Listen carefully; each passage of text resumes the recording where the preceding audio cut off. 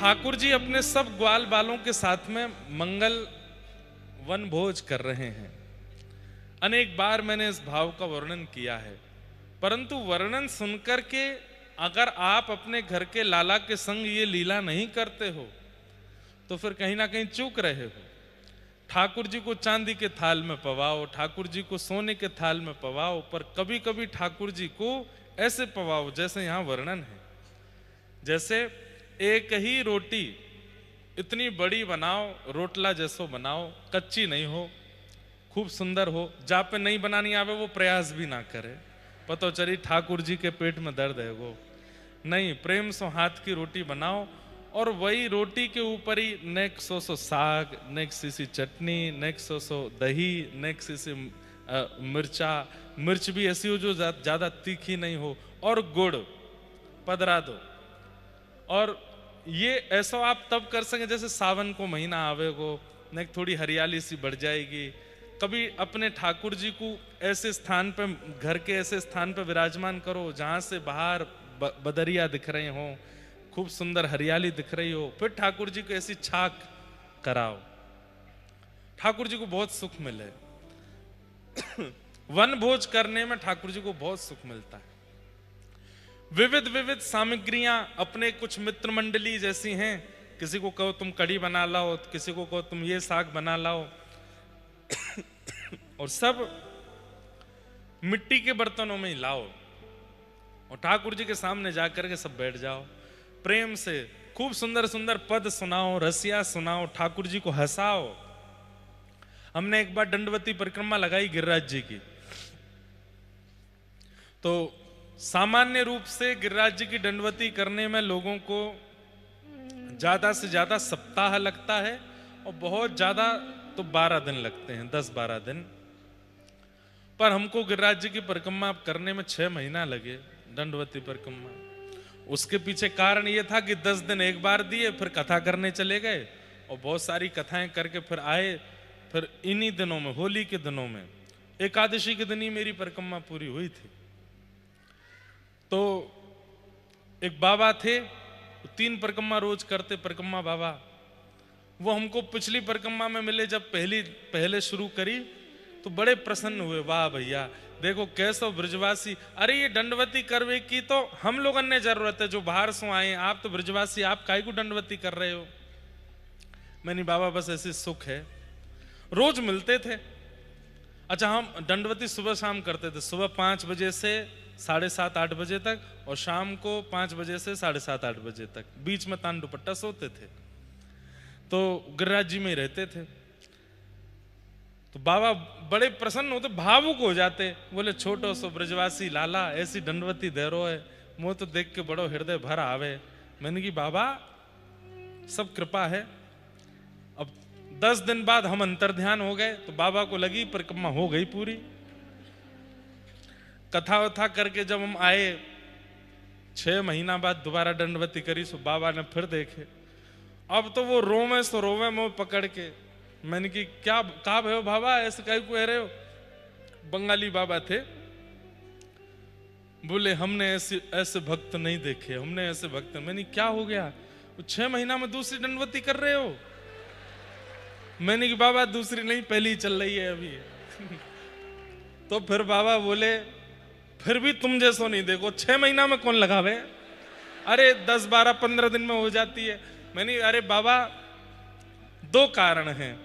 एक कारण तो कथाएं आ गई बीच में तो करने चले गए थे। दूसरा कारण मैंने कि दुनिया के लोग कामनाओं के लिए दंडवती करते होंगे। पूज्य गुरुदेव भगवान बैठे हैं, वो दंडवती भी गुरुदेव के कानी से करी थी, आपको करनी थी। हमने कि आप विराजो, आपकी जगह हम करे आते हैं। तो पूज्य पिताजी की दंडवती करके आए थे। तो पिताजी का भाव था कि हमको करनी है। हमने कि आप कहाँ जाओगे, हम हैं अभी बालक ही हैं, इतनी कथाएं हैं नहीं, अभी हम करे आते हैं। तो पिताजी की दंडवती करके आए थे। तो अब वो दंडवती हमारे जीवन की बड़ी अच्छी स्मृति है। पिताजी की दंडवती करके आए, इसलिए उस दंडवती के बीच में ही गिरधर लाल जी आ गए।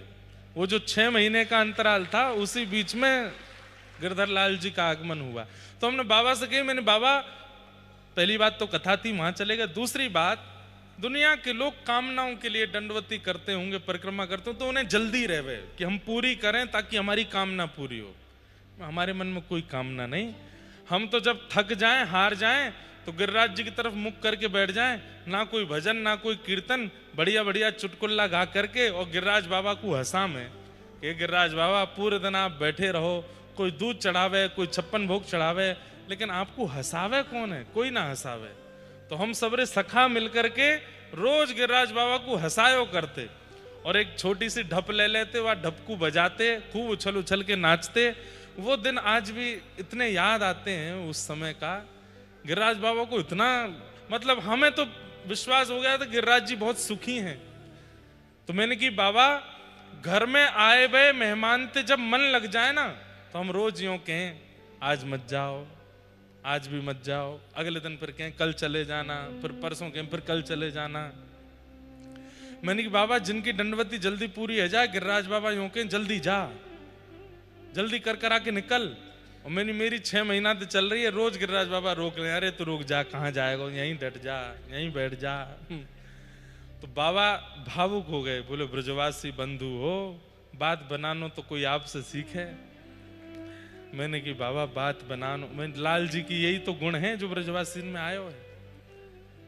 तो ठाकुर जी को कभी कभी हंसाया भी करो। केवल उनको विष्णु सहस्त्रनाम सुना रहे हैं, गोपाल सहस्त्रनाम सुना रहे हैं, सुंदर पाठ सुना रहे हैं, दिव्य प्रबंध सुना रहे हैं, अच्छी बात है। पर कभी कभी एकांत में, वो भी सबके सामने नहीं हो, कैमरा के आगे तो बिल्कुल भी नहीं, वीडियो बना के नहीं, एकांत में ऐसे ठाकुर जी को ने हंसाओ।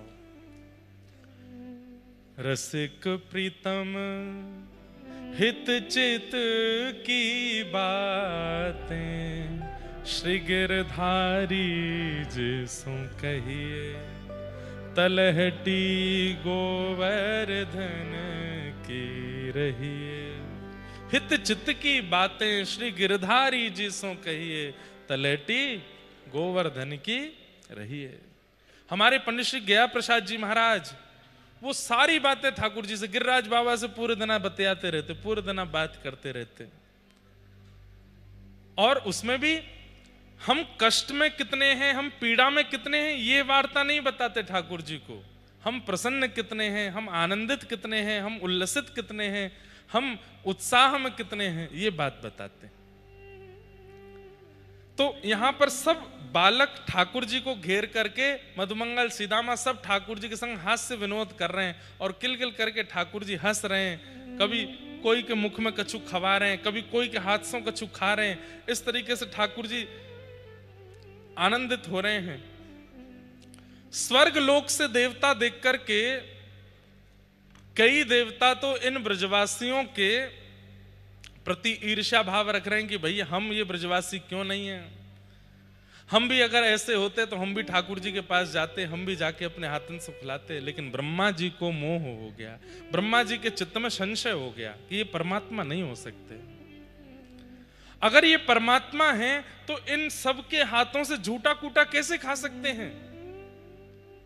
ये ब्रजवासी जो गैया चराते हैं, गोबर लगो है हाथ में, रज लगी है पूरे तन में, बिल्कुल शुद्ध नहीं है अवस्था में, और इनके हाथों से ये प्रसाद पा रहे हैं, ये परमात्मा कैसे हो सकते हैं?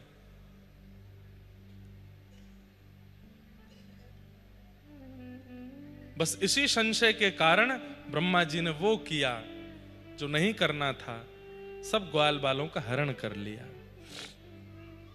ठाकुर जी ने जैसे देखी मेरे ग्वाल बाल सब कहां गए, हरण कर ले गया ब्रह्मा, तो ठाकुर जी ने अपने ही अंतःकरण से समस्त ग्वाल बालों को प्रकट करके आगे की लीला की।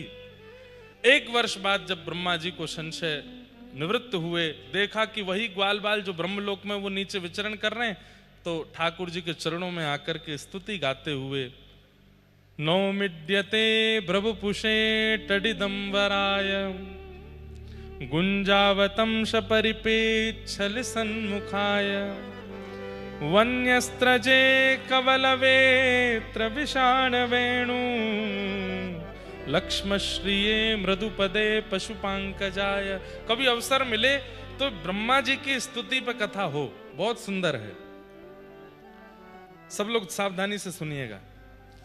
ब्रह्मा जी ठाकुर जी के सामने बैठे हैं, बहुत ध्यान से सुनिएगा, अभी इधर उधर नहीं देखो, थोड़ी देर हमको देखो। ब्रह्मा जी कहते हैं, नाथ जो बैठाने की व्यवस्था देख रहे हैं उनसे निवेदन, वो तेज बोल के ना बैठाएं, धीमे धीमे बैठा दिया करें सबको। तो ब्रह्मा जी यहां पर ठाकुर जी से आके क्षमा मांगते हैं कि नाथ मुझसे अपराध हो गया, मैंने आप समझा नहीं, आपके रूप को मैं जान नहीं पाया, जो भी कुछ है। तो ठाकुर जी कुछ बोले नहीं।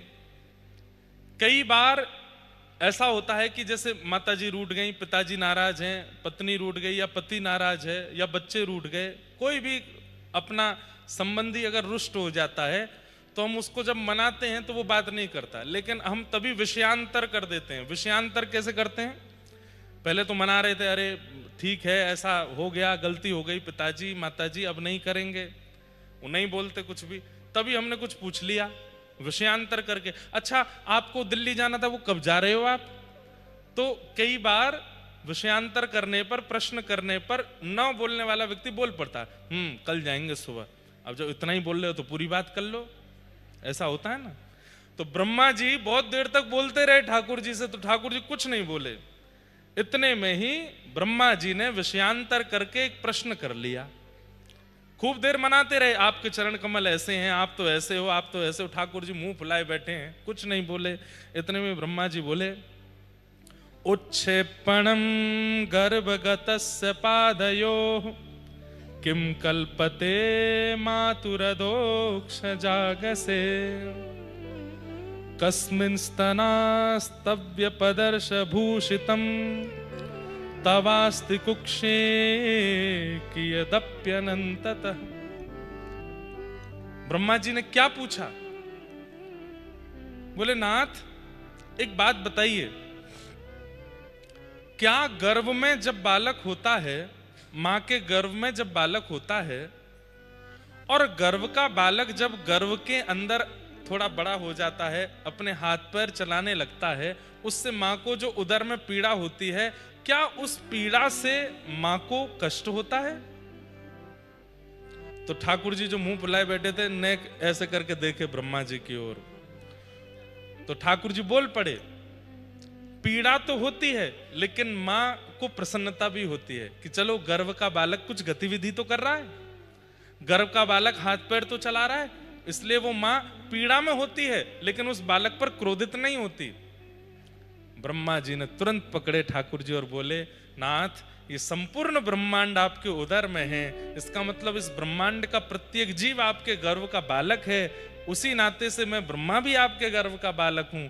यदि मैंने थोड़ा सा ऊधम कर दिया तो आप मुझसे नाराज क्यों हो गए?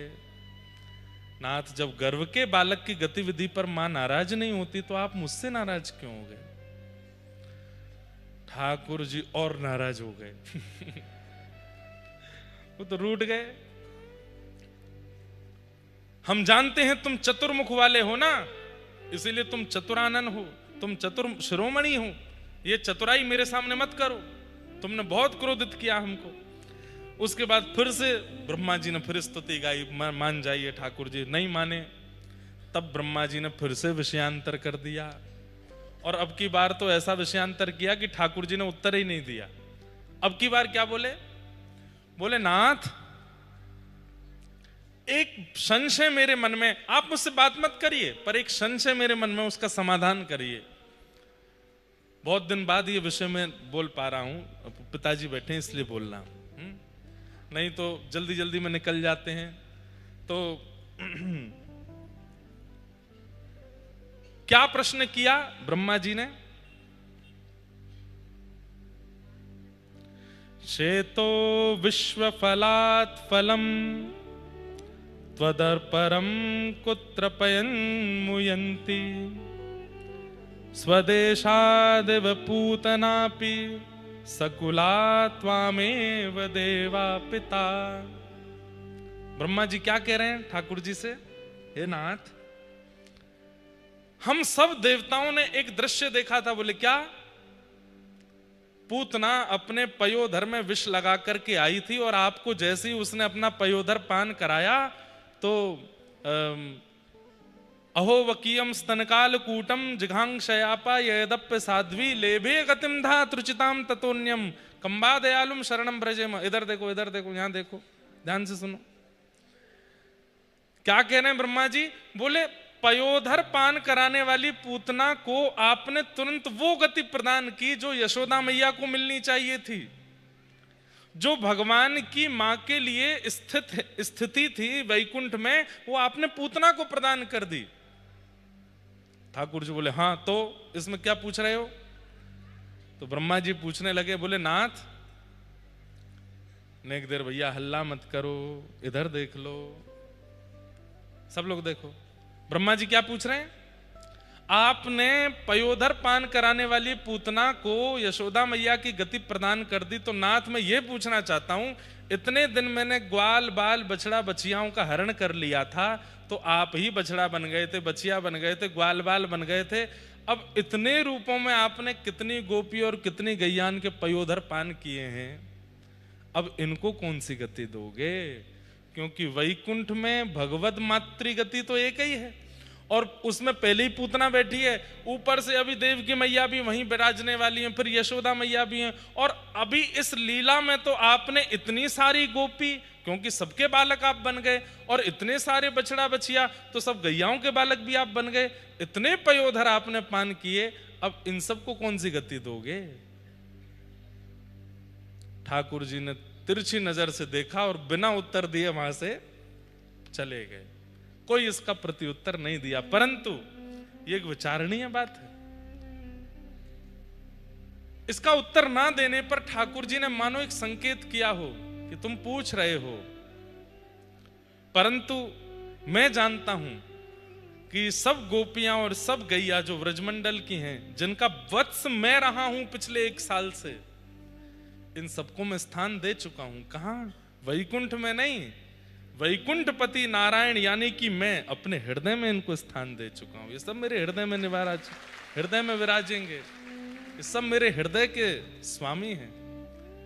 मैं भगतन को दास, भगत मेरे मुकुटमणि, मैं भगतन को दास, भगत मेरे मुकुटमणि। मैं तो भक्तों का दास हूं, और भक्त कौन है? मेरे मुकुटमणि है। अनुब्रजाम में हम नित्यम पूये ये तन्य रेणु भी।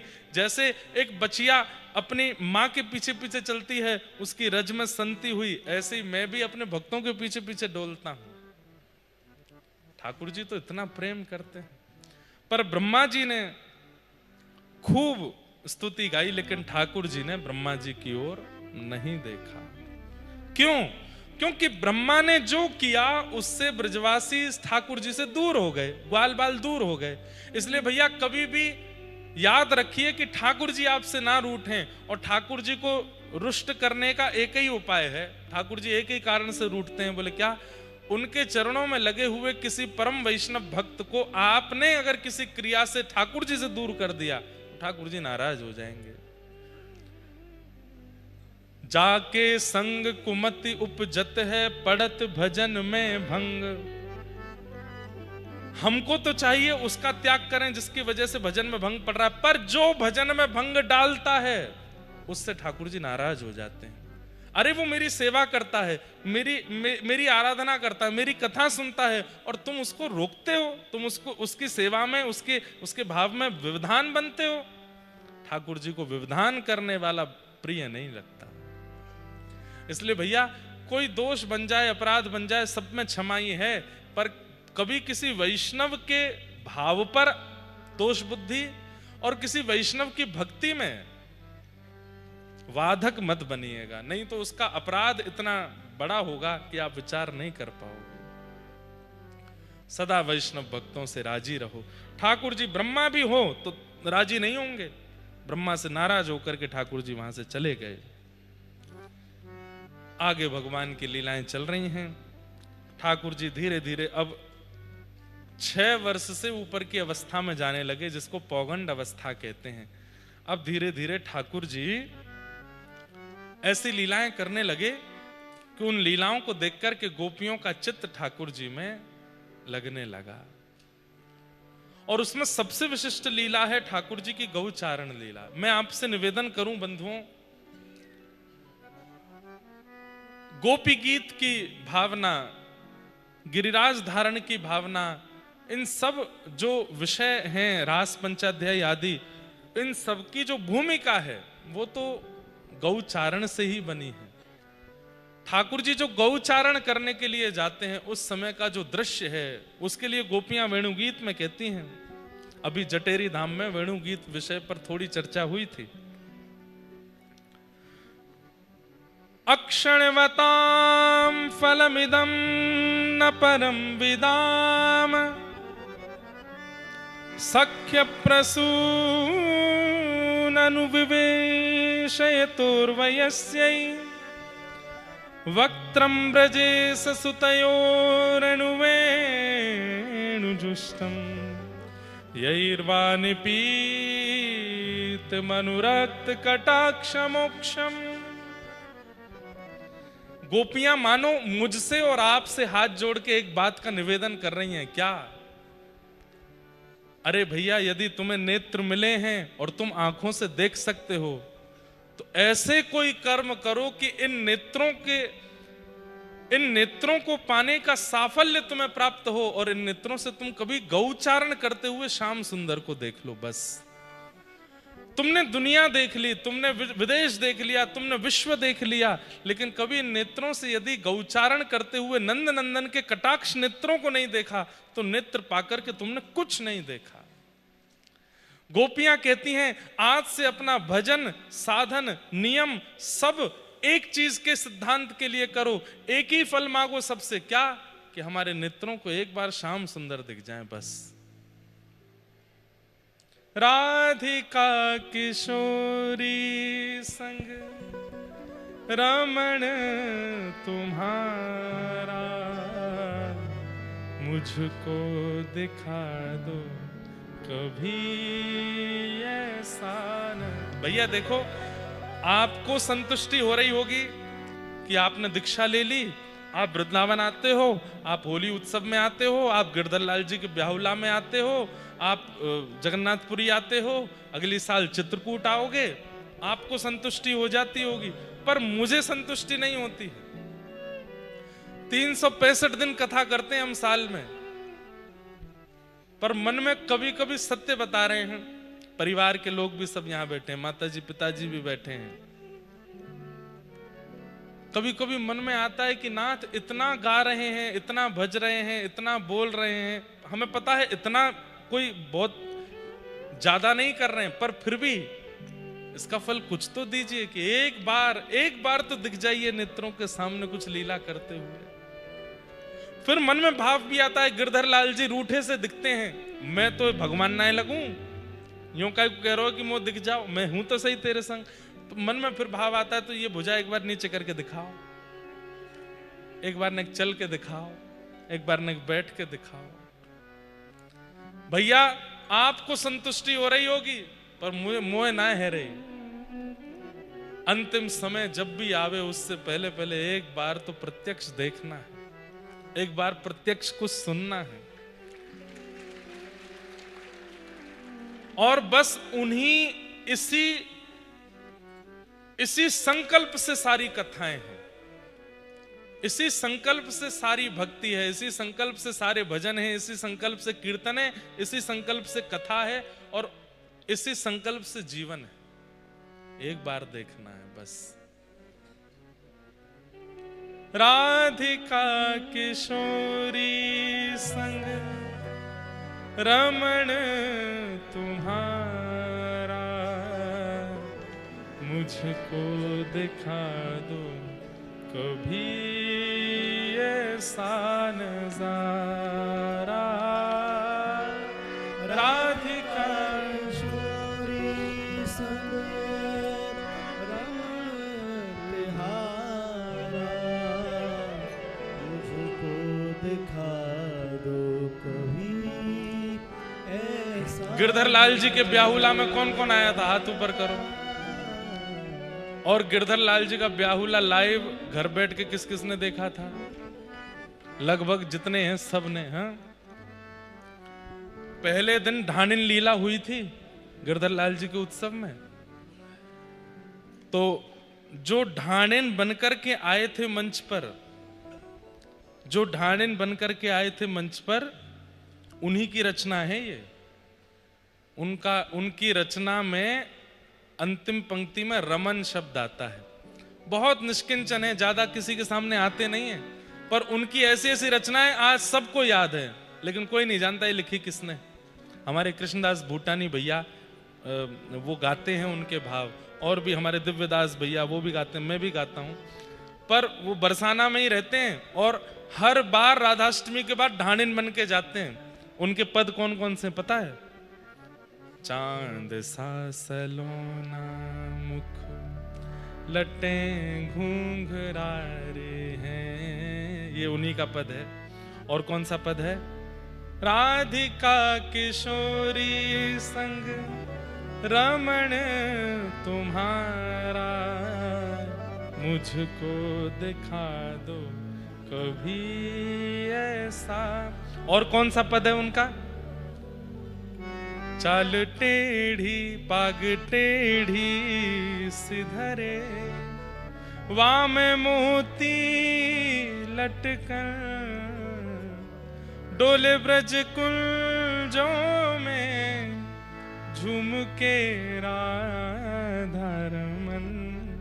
इतने सुंदर सुंदर भाव उन्होंने लिखे हैं, और सब राधा रमन जी के भाव से। तो वही बात यहां गोपियां कह रही हैं, अक्षणवताम फलमिदम न परम विदाम। अगर इन नेत्रों से कभी तुमने नंद के लाला को गैया चराते भय नहीं देखो, उनकी कटाक्ष का दर्शन नहीं किया, तो नेत्रों को पाकर के तुमने क्या देखा? कुछ भी तो नहीं देखा।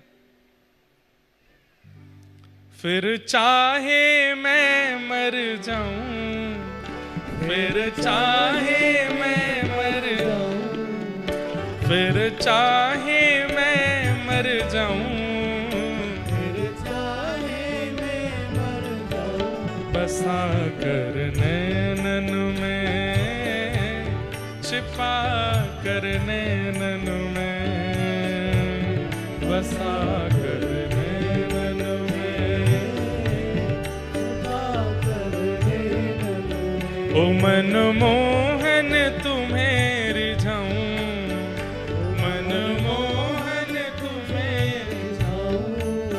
ओ तोहे नित नए लाड़ लड़ाऊं, ओ तोहे नित नए लाड़। कैसे?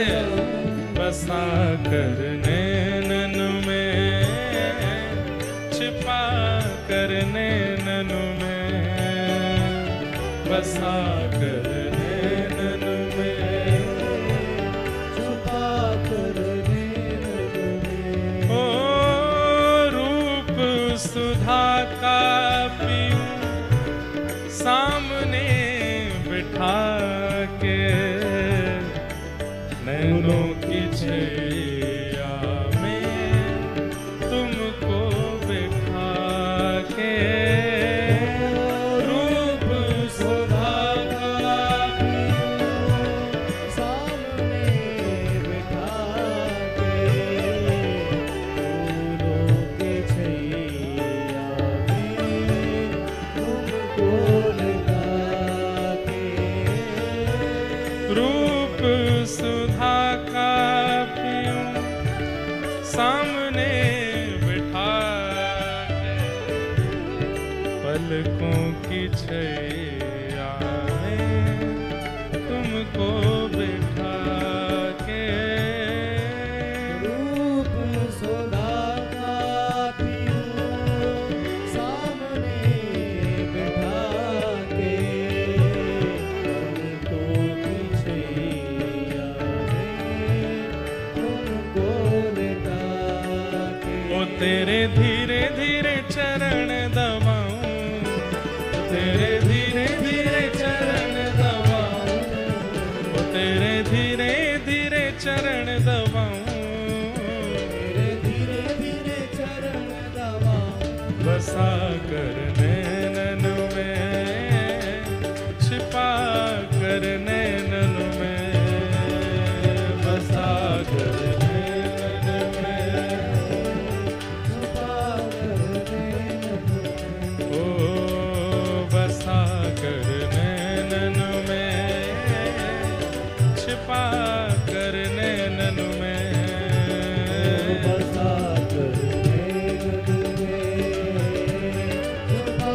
ताल बजा के गाओ। हे मनमोहन तुझे रिझाऊं,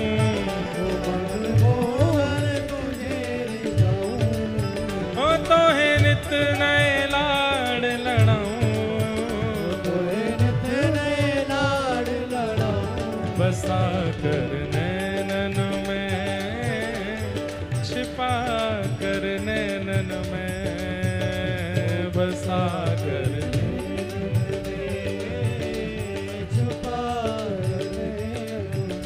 जय जय राधा रमण, जय जय राधा रमण, मेरो राधा रमण प्यारो राधा रमण, ओ जय जय राधा रमण, जय जय राधा रमण, ओ मेरो राधा रमण, जय जय राधा रमण,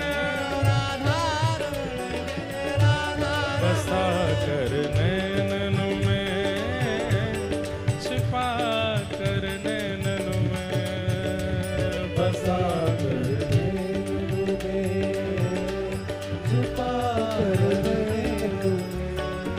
ओ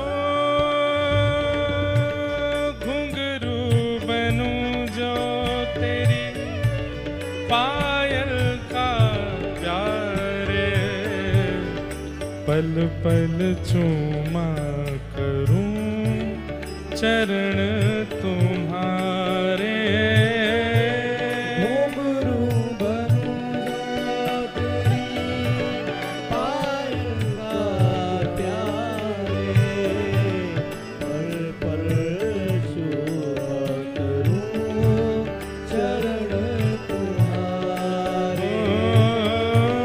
घुंघरू बनूं जो तेरी पायल का प्यारे, पल पल चूमा करूं चरण तिहारे, ओ तेरे संग संग नाचूं गाऊं, तेरे संग संग ओ तेरे संग संग नाचूं गाऊं, बसा कर नैनन में, छिपा कर नैनन में, बसा कर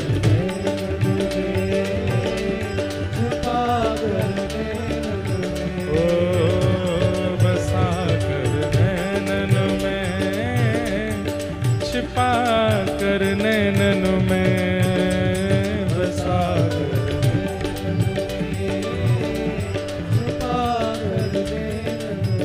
मनमोहन तुम्हें रिझाऊं, मनमोहन हो तो है नित नए लाड़ लड़ाऊं, बसा कर नैनन में, छिपा कर नैनन में, बसा कर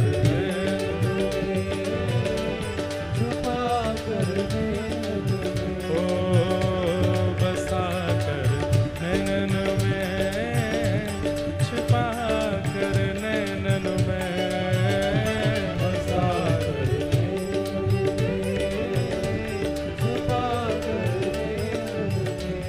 जैसे यहाँ पर हमारे व्रज के भाव से गा रहे हैं, ऐसे मीराबाई भी गाती हैं। क्या थे के वो तो सांवरा में मोर मुकुट बन जाऊं, थे के वो तो सांवरा में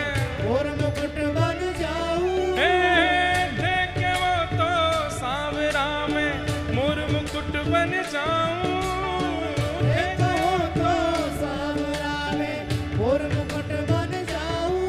हे पैरण लागे सांवरो जे, पैरण लागे सांवरो जे, मैं मस्तक से लग जाऊं रे, मैं तो मस्तक से लग जाऊं रे, हे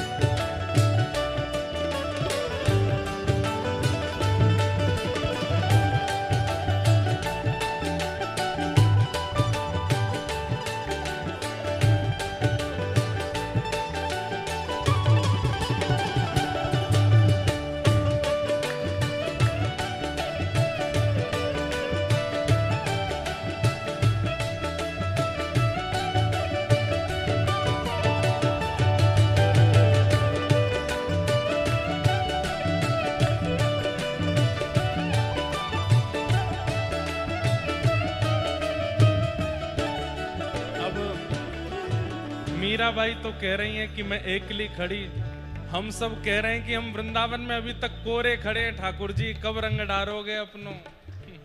थे के वो तो सावरा में जल यमुना बन जाऊं, थे के वो तो सावरा में जल यमुना बन जाऊं। थे के वो तो सावरा में जल यमुना बन जाऊं, कहो तो सावरा में जल यमुना बन जाऊं। नावण लागे सावरो जे, नावण लागे नावण लागे सावरो जे। ओ मैं तो अंग अंग लग जाऊं रे, मैं तो अंग अंग लग जाऊं रे। हे मोहन हे गिरधर, हे मोहन आओ तो सही, गिरधर आओ तो सही। माधव रे मंदिर में मीराबाई एकली खड़ी।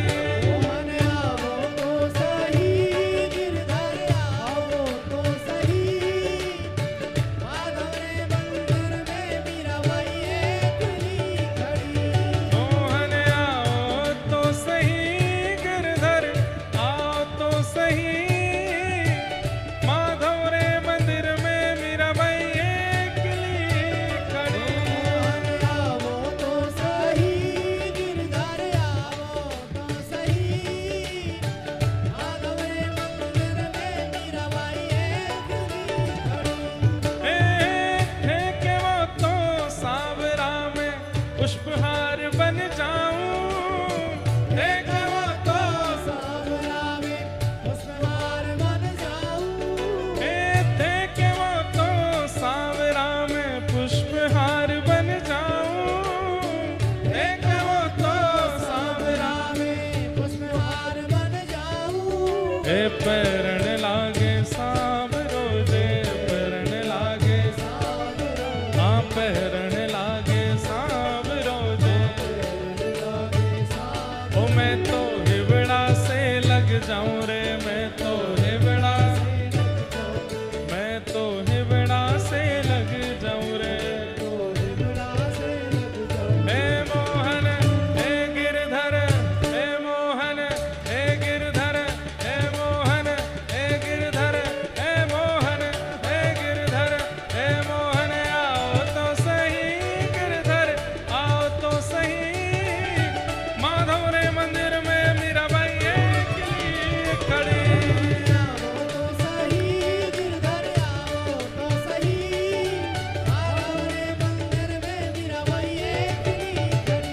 मोहन आओ तो सही, गिरधर आओ तो सही। माधव रे मंदिर में मीराबाई एकली खड़ी।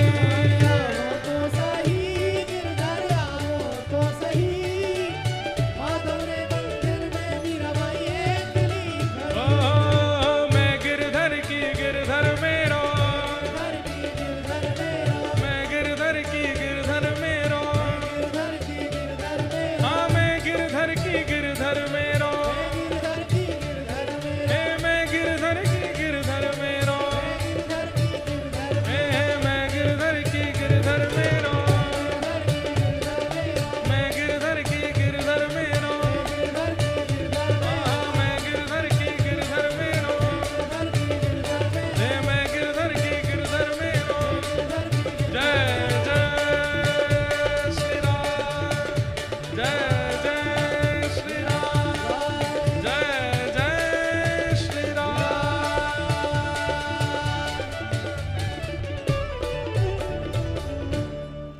अक्षणवतां फलमिदं न परं विदाम, सक्यः प्रसूननुविवेशयतोर्वयस्यै।